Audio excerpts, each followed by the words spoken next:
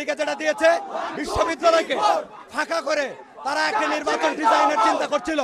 আমরা বারবার সংবাদ মাধ্যমের বন্ধুদের মাধ্যমে জানিয়েছি, দেশবাসীকে জানিয়েছি, আমাদের বিশ্ববিদ্যালয়ের শিক্ষার্থীরা তারা কিন্তু এই ছুটির কারণে ক্যাম্পাস ছেড়ে চলে গেছে। আজকে আপনাদের মাধ্যমে আমরা জানিয়েছি মোর দেন 60% স্টুডেন্ট কিন্তু আমাদের ক্যাম্পাসে এখন নেই।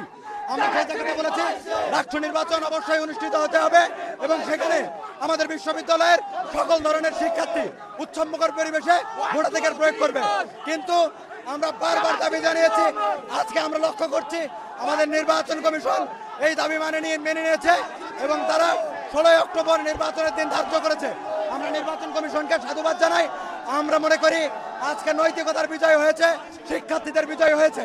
যে সকল শিক্ষার্থীরা বাসায় চলে গেছে আমরা মনে করি তারা ক্যাম্পাসে ফিরবে উৎসবমুখর পরিবেশে।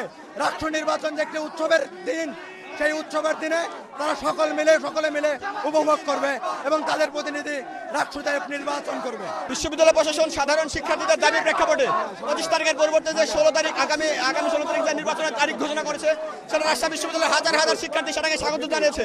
ইনশাআল্লাহ আমরা সবাইকে নিয়ে একটা সুন্দর অংশগ্রহণমূলক নির্বাচন রাজশাহী বিশ্ববিদ্যালয়ের শিক্ষার্থীদেরকে উপহার দিব। আমরা যেন সবাইকে নিয়ে একটা সুন্দর রাষ্ট্র নির্বাচন করতে পারি, এর জন্য বিশ্ববিদ্যালয় প্রশাসনকে ধন্যবাদ জানাই।